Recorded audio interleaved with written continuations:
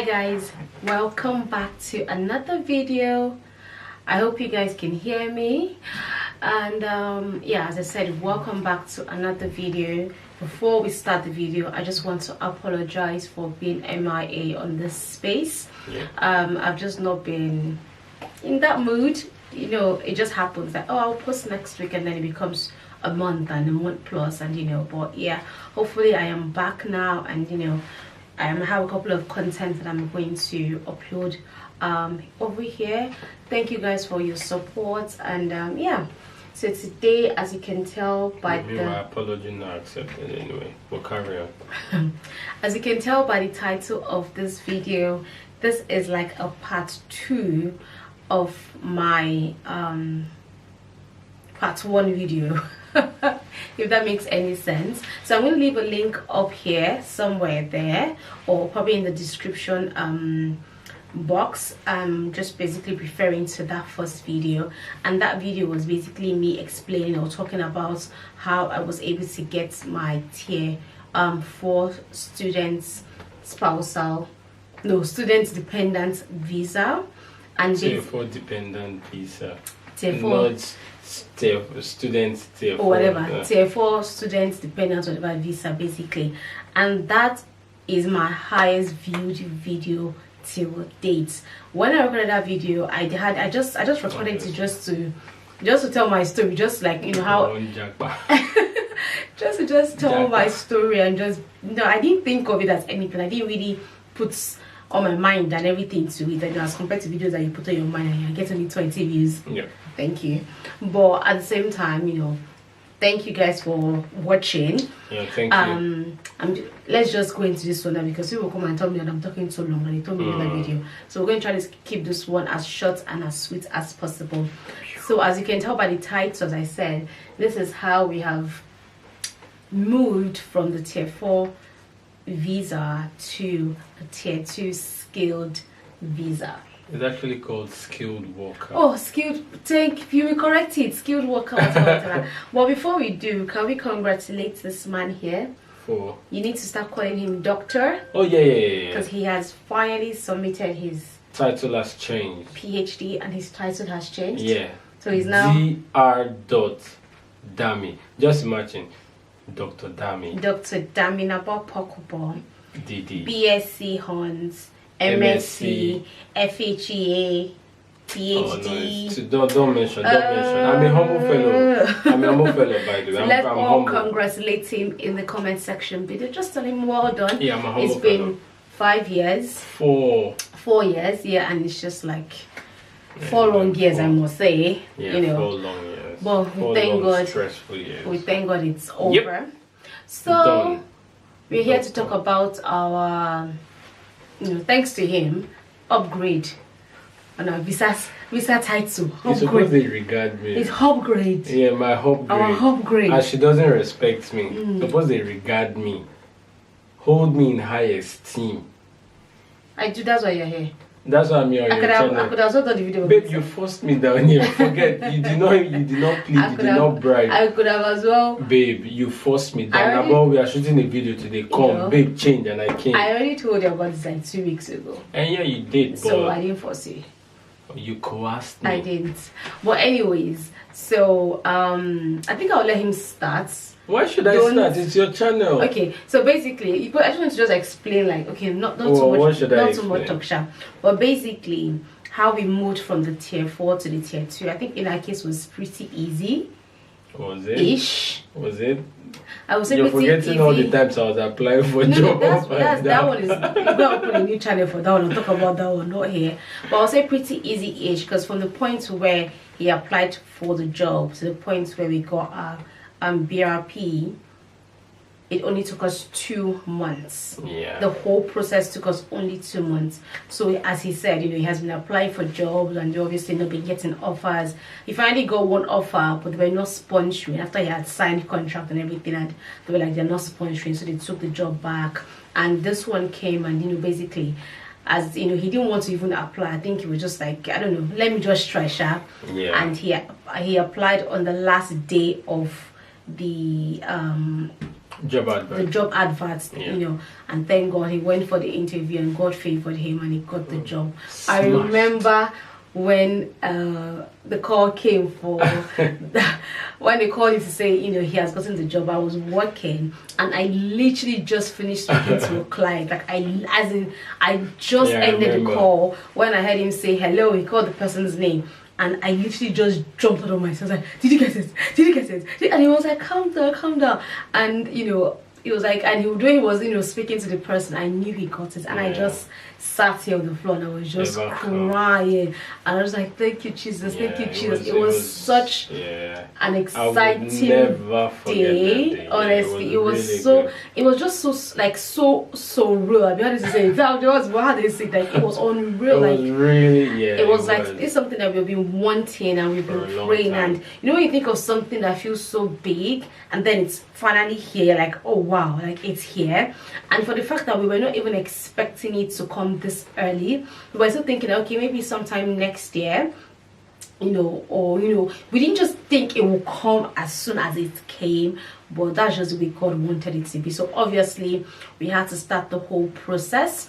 His school agreed to sponsor him or pay for just a part of the visa thing. He only paid for his own visa application, but he didn't pay for myself or for Zion. How it went was more like, again, for the purpose of the video, which is, I don't want to talk too much, right? It's my wife's channel. Don't talk too much. You gotta put your channel. I want to talk to them about I don't want to talk too much. It's my wife's channel, so let me just, you know, make it brief and short. So for you to transition from a tier 4 student visa to a tier 2, or it's now called skilled worker visa. Yeah, basically that's if you live in the UK, you need to get a job that would sponsor you. So the sponsorship is like the company telling the UK government or the Home Office that, okay, you know what, we want this candidate and we're willing to pay a fee or something, you know, to bring this candidate on board to work for us. So once that's the first step, once you can get that sponsorship from whichever company, that organization has the right to sponsor. Obviously the company or organization needs to have the rights to sponsor, the license to sponsor rather. So once you can get that company to sponsor you, then I think the rest, every other thing is like, as long as the company would sponsor you, that's all you need. Job by then, so that's all you need. That's all you need. And in order to find out companies that sponsor, you can check on the gov.uk website. Like, they have a list of all companies in the UK that offer skilled worker visa and non-skilled worker visa as well, because you could get, you know, both jobs or both visas if you want to work in the UK. So for us, as you said, I'd done my PhD, you know, and while I was still a student, a PhD student, we're on tier 4 student visa. So she was a dependent on me. She's always depending on me, like sucking me with hose, sucking me dry. Man, we did try, but that's for another day. I said, open your channel and talking about this. But let me enlighten them. So she was a dependent on me on my PhD student visa, you know, but God came through and I got the job, you know, and things like that. And then the visa process started, which was quite easy, to be fair. It was quite easy, what I said, because we were not ready. So you need to be financially available. Yeah, you need to have a lot of money for the visa. You know, you need to be there. It took us all together. We spent about, say, £8,000 pounds, for the visa. But that's because we're a family. Yeah. You know, so you have to pay for every person in the family. The visa fee, your health surcharge, and I don't know, you pay for something. I started the application, filled in my details, you know, and then when I was done with my own part of the application, you'll be asked a question if you can include, if you have any other person you want to include, you know, on your application. So I did the same thing for my wife and for my son, for our big boy. I filled in the details as well. And then after that, it will be time for you to pay for your health surcharge. So currently the health surcharge in 2021 is £624 per year, per year. So, and his visa was for 3 years. His sponsorship is for 3 years. Yeah, my sponsorship was for 3 years. So that's 624 times 3. Times 3. Times 3. Times 3, yeah. Yeah, so because there are 3 of us, yeah. So we paid that, and then after that you pay for the visa application fee. So that one was £704 per applicant. So for me it was 704, for my wife 704, and for my son 704. So obviously that bumped up the money to about 7,000, I think almost 600 and something pounds, or 800. And then after that, once you submit the form, you'll be asked to go for biometrics. Yeah. Yep. So now for the biometrics, if you're in the UK, that was a shock. Yeah, they do it in different locations, and you have to pay. You have to pay. Imagine you have to pay for them to take your own picture. You have to pay. I was so shocked. I thought like after we had paid all that money, that was the end. And we're like, okay, yeah. And they was like, okay, let's check for a place. And even the city we live in here in Nottingham, they offered free services, but they didn't have anyone available. Yeah. And we really wanted to get the visa before his start date. Yeah. We didn't want a case where we were telling the uni that, oh, the visa is not out. We wanted everything to be ready. So we were too impatient to kind of even wait for a free day here in Nottingham. You saw one in Manchester, but was that free? No, it wasn't. So it was cheaper than the one we saw in Birmingham. And in Nottingham. In Birmingham, for you to take your data capture, I think for the 3 of us, they were saying we should pay £597. Yeah. In Nottingham, we were to pay 414. In Manchester, it was slightly cheaper. Manchester was quite far. It was quite far, but it was slightly cheaper. Yes, and then we now found the one in Sheffield. That was where we ended up going. How much did we even pay? 240. Yeah. So that was what we ended up paying for. We went there. It was really easy, to be honest. We went there. It was very like. The guy was very professional, straight to the point. Yeah. It was just, Zion, obviously. We just got creative, and he was able to take the picture, and But prior to that, because his friend has already gotten his own skilled worker visa, and he said his took about 13 weeks. 8 weeks. 8 weeks. Sorry. About 8 weeks thereabouts. We were like, 8 weeks game. We cannot wait for 8 weeks. Should we even pay for priority? So in our mind, okay, we'll pay for priority. And priority was like 500 per person. Yeah. So I was like, 500 per. I was like, no, we'll wait. Don't worry, we'll wait. So we finally applied for it. We applied for it on a Wednesday. I can't forget. Yeah. I took time off from work on the 20th. Yes. I remember. We went to Sheffield, applied for the biometrics and everything, and the following Wednesday, I can't, because I went to do my nails. These nails that has died. I went to do my nails, and next day he just called me, babe. Guess what? I was like, what? It's like he's just sent me an email that our thing is ready. The visa is ready. I was like, wait. Literally 1 week, exactly 1 week to the day we went for our biometrics was the day that he sent us email to say it is ready, and I could not believe it, because honestly we just did like, okay, the day to come out, it will come, we knew that hopefully the school will let him start working on the day they wanted him to start working, obviously, because it's not his fault. And I didn't even say, even for me at work, I got an email from HR saying, your visa is about to expire, because our tier 4 student visa was expired in February of next year. So I was like, oh my god, like we just need to get this thing and live calmly again, And then when he said that we got it, I could not believe it. Like it was just so, I don't even like. It's a miracle. Honestly, like it was just it's a miracle working God. That's something to be singing. So we finally got it, and then obviously he said that we will get the BRP card 7 days after. 7 days after, and was it even up to 7 days if? No, like I think it was like literally 7 days again. 7 days again after our BRP finally came for myself, our son Zion, and then for my husband Damien. Like I know, like when you get the new one, you have to chop up the old one. In fact, you could never wait to chop off the old one. You have to break it into two. I did the honors. Like put it into an envelope and then send it back to them. The home office, so basically, I think that's just it. It's like but again, it obviously the whole application. Oh my god! apricot. The whole application process differs. Like it is different. So if you're applying if you're applying outside of the UK, it's a different process. And even if you're in the UK, I think it's still. This is our story. Yeah, yours might be different. Yours may be different. So yours might be different. Yeah. And again, another point: if you've lived in the UK for up to 12 months, you do not need to show maintenance funds in your bank account. Yeah, so that was good. So that was actually good for us. So it made the visa process a lot cheaper for us, because you can imagine if we've not lived in the UK and we have to start for up to 12 months, and then we had to show maintenance proof of funds in our bank account. Yeah, and that would have been longer process. Obviously, standards of living has gone up in the UK, so minimum wage has gone up. So proof of funds per year for each applicant, you have to show about close to £9,000. One place you will get all your information is the Gov website. Yeah, the Gov.uk website. I would just put it down here. That's anything. Just go there, you will see it, honestly, because that's where you need to go to. We will tell you. We can just tell you our story and maybe just a little guide as to what to do, but they are the people who will determine if you get your visa or not.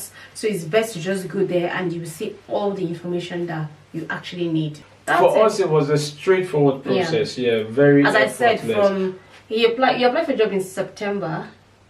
Yeah, in September, towards the end of September. And by November, early November, we got everything ready. So it took us, And then just another point, I know it's a channel, but I'm experiencing this, so tap from my wisdom. You better go look for your own channel. Tap from my wisdom. So if you have kids and you're in the UK, and even if your kids do not have your a passport, like an international passport, it's still not a problem for us. Our son did not have a Nigerian passport. He doesn't have one yet. He does not have one yet, because we've never bothered to apply for one. We will apply. We will apply for one, but we're not traveling at the moment because of COVID and things like that. So and he does also have a British passport. And he does have a British passport because he has to be 7, or how old does he have to be? So during the application, they asked me if Zion has his passport. I said no, but they only asked us to show his birth certificate.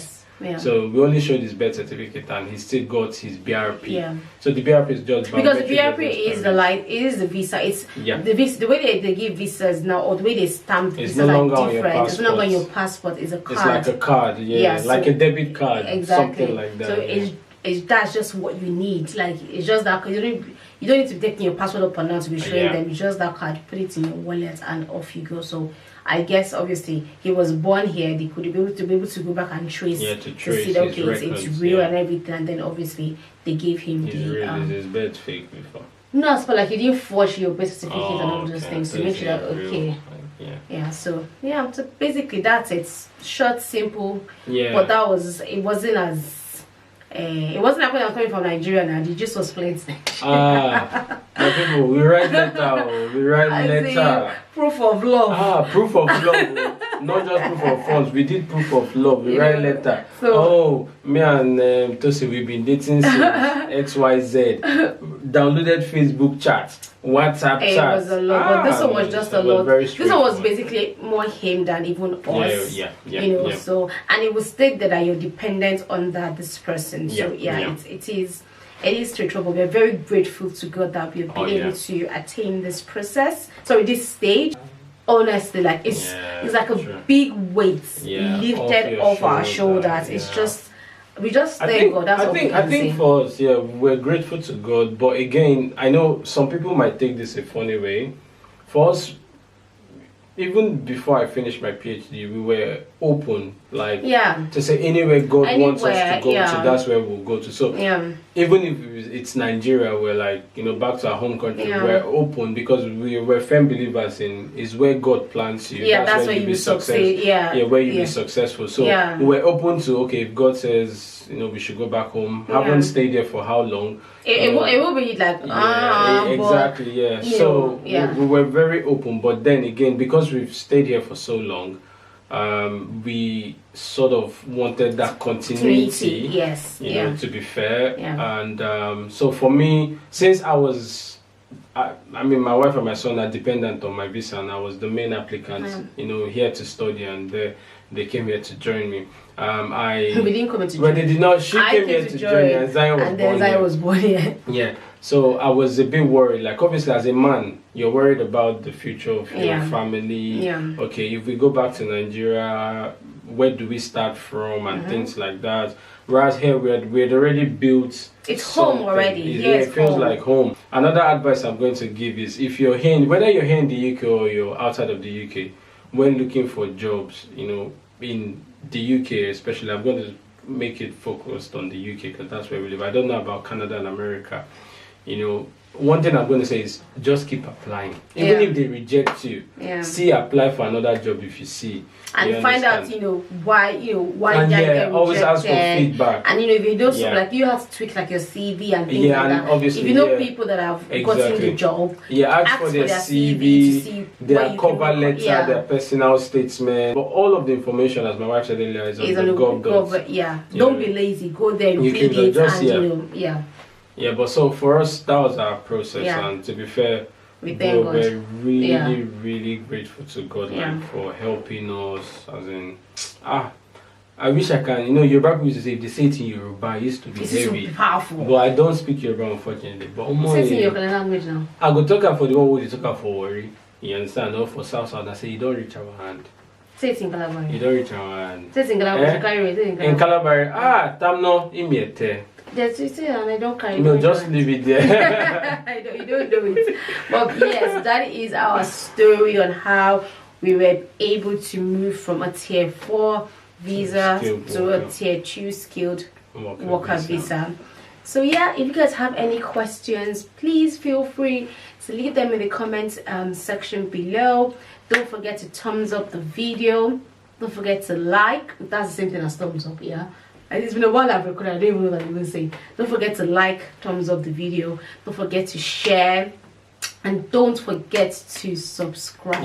When I'm checking my YouTube, when I go on the, what's it called, the creators platform, whatever, I found out that about 90% of people that watch my videos are not subscribed.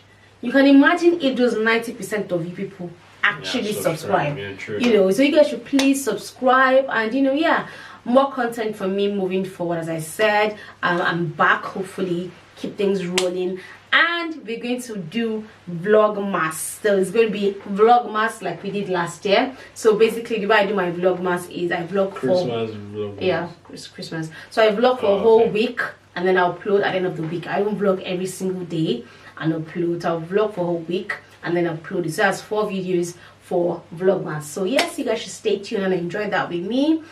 Hopefully we have exciting things planned out. Yeah, hopefully Christmas. Yeah, it'll be fun. But all the same, thank you guys so much for your love, for your support. Thank you guys, and I'll see you guys in my next video. God loves you. See you. I don't know when I'll see you again, but I see you when I see you. See that voice? Deep. I want to talk like Vin Diesel. This is voice deep. Yo. God loves you. Bye. Bye.